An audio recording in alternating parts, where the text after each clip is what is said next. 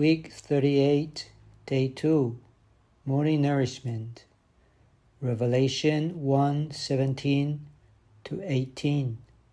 I am the first and the last and the living one, and I became dead, and behold, I am living forever and ever, and I have the keys of death and of Hades. Acts 2:24. Whom God has raised up, having loosed the pains of death, since it was not possible for him to be held by it. The Lord suffered death and lived again. He entered into death, but death could not hold him, because he is the resurrection. Resurrection is the lengthening of the Lord's days. He will exist forever and ever in his resurrection. For Christ to dispense life, he must be the living one, since a dead person can never dispense life to others. Today's reading. The living one within us can never be dead. His church should be neither dead nor deadened. Instead, his church must be living all the time. We must learn to enjoy Christ as the living one. His living forever is his testimony, for the testimony of Jesus is always related to the matter of being living. If a local church is not living, it will not have the testimony of Jesus. The more living we are, the more we are the testimony of the living Jesus. The Christ who walks in the midst of the churches, who is the head of the churches and to whom the churches belong, is the living one, full of life. Hence the churches as his body should also be living, fresh and strong. We have a living Christ who has overcome death.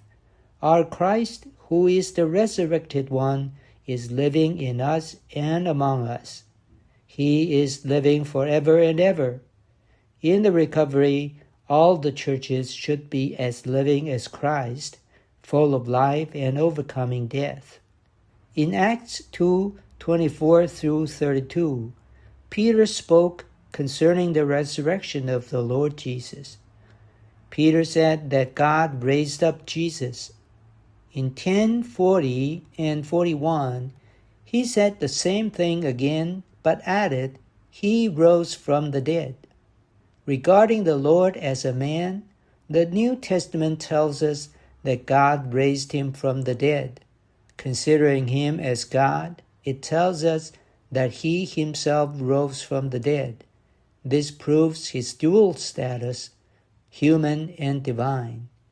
Acts 2:24 says that it was not possible for the Lord to be held by death. The Lord is both God and resurrection, possessing the indestructible life. Since he is such an ever-living one, death is not able to hold him.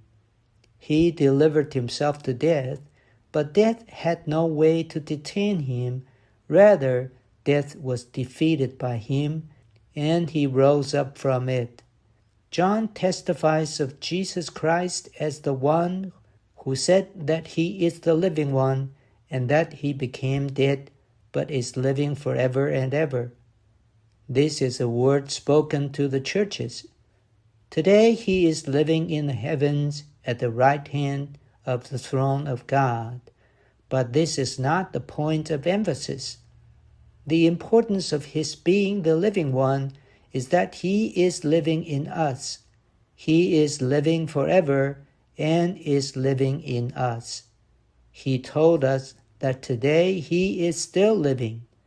Therefore, he wants us to leave every kind of death and rise up to be the living church. This is the thought in Revelation 1. How do you live by him? First, you must realize that formerly you had only your life, but now it is no longer you, but the Lord Jesus who is living within you. Therefore, today you are a dual person. Outwardly, it is you, and inwardly, it is the Lord Jesus. Within you there are the two lives. Second, God does not want you to live by your original life.